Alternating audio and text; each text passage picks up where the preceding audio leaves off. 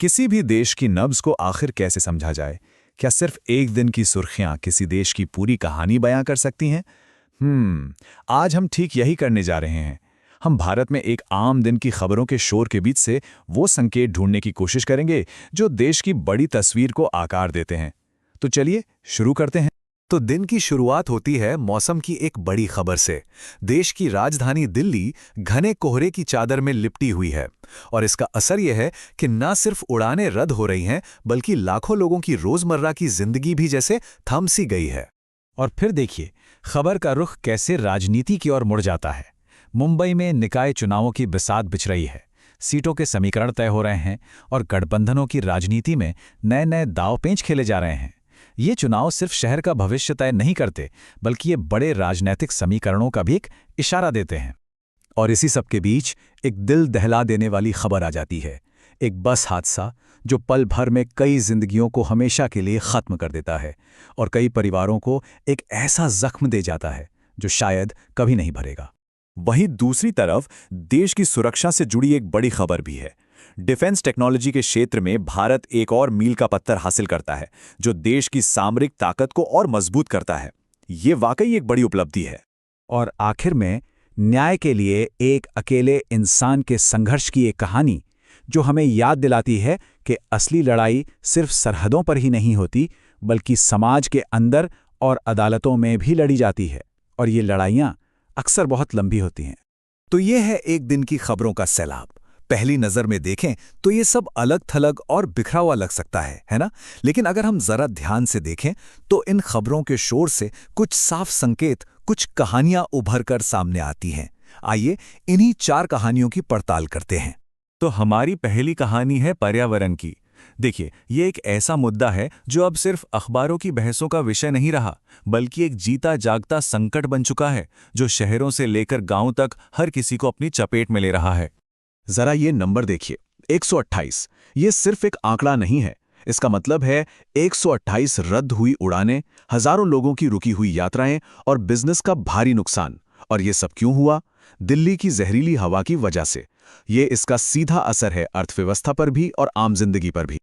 और ये संकट अब कितना पर्सनल हो चुका है इसका अंदाजा इस बयान से लगाइए।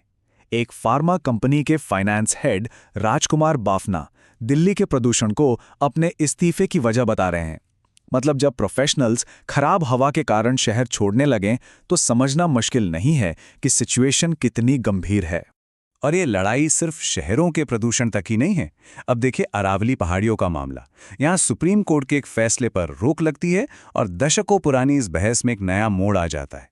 ये पर्यावरण और विकास के बीच संतुलन बनाने की एक कभी न खत्म होने वाली लड़ाई है। चलिए अब दूसरी कहानी की तरफ बढ़ते हैं।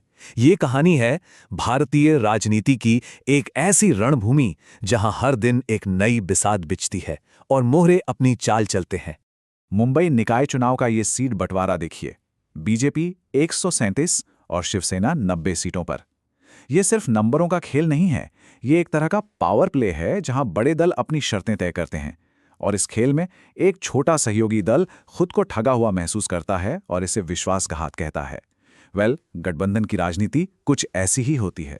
और ये तनाव सिर्फ मुंबई तक नहीं है। तमिलनाडु में सत्ता साझेदारी को लेकर सहयोगी दलों में खींचतान चल रही है और उधर राज्यपाल की शक्तियों को लेकर केंद्र और राज्य के बीच टकराव है। वहीं पश्चिम बंगाल में चुनावी प्रक्रिया के दौरान हिंसा की खबरें आ रही हैं, जहां एक चुनाव पर्यवेक्षक की कार पर ही हमला हो जाता है।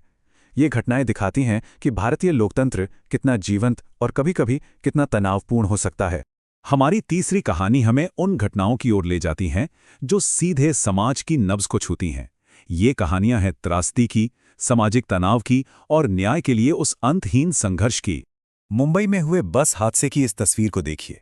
एक घातक यू टर्न, ड्राइवर का खोया हुआ कंट्रोल और नतीजा 4 लोगों की मौत। ये घटना हमें शहरी जीवन की अनिश्चितता और रोजमर्रा के खतरों की एक बहुत गंभीर याद दिलाती है, जहां एक पल की चूक सब कुछ बदल सकती है। और फिर इस बयान को देखिए। कांग्रेस नेता अधीर रंजन चौधरी कह रहे हैं कि प्रवासी मजदूरों पर इसलिए हमला हो रहा है क्योंकि वे बंगाली बोलते हैं। ये एक बहुत ही गंभीर आरोप है जो हमारे समाज के अंदर छिपे तनाव और भाषाई पहचान से जुड़ी गहरी दरारों को साफ साफ दिखाता है। उन्नाव मामले में न्याय की लड़ाई के 2 अलग अलग पहलू सामने आते हैं। एक तरफ पीड़िता न्याय के लिए अपनी लड़ाई जारी रखने का संकल्प लेती है, तो दूसरी तरफ दोषी की बेटी एक खुले पत्र में अपने परिवार के डर और टूटते विश्वास के बारे में लिखती है। ये हमें दिखाता है कि न्याय प्रणाली का असर कितना गहरा और कितना बहुआयामी होता है, जो हर किसी की जिंदगी को अलग अलग तरह से प्रभावित करता है। हमारी आखिरी कहानी भारत के घरेलू मामलों से परे ग्लोबल स्टेज पर उसकी भूमिका के बारे में है।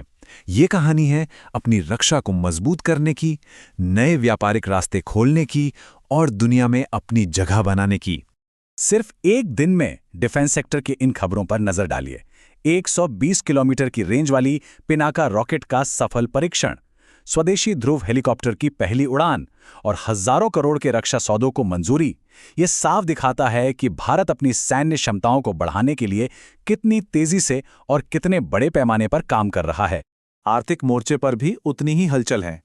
एक तरफ ऑस्ट्रेलिया और न्यूजीलैंड जैसे देशों के साथ फ्री ट्रेड के दरवाजे खुल रहे हैं, तो दूसरी तरफ सरकार आत्मनिर्भरता को बढ़ाने के लिए, इंपोर्ट पर निर्भरता कम करने के लिए कस्टम ड्यूटी बढ़ाने पर भी विचार कर रही है। मतलब आक्रामक और रक्षात्मक दोनों तरह की आर्थिक रणनीति का संकेत है। और ये खबर ये बहुत खूबसूरती से दिखाती है कि भारत अपने भविष्य को कैसे देख रहा है। लकड़ी से बना एक बिना इंजन वाला जहाज INSV कौंडिन्य अपनी पहली विदेश यात्रा पर निकलता है। ये भारत की प्राचीन समुद्री विरासत और उसकी आधुनिक महत्वाकांक्षाओं का एक शानदार संगम है। तो एक दिन और 4 कहानियां, पर्यावरण का बढ़ता संकट, राजनीति की जटिल बिसात, समाज का आंतरिक तनाव और दुनिया में भारत की बढ़ती भूमिका।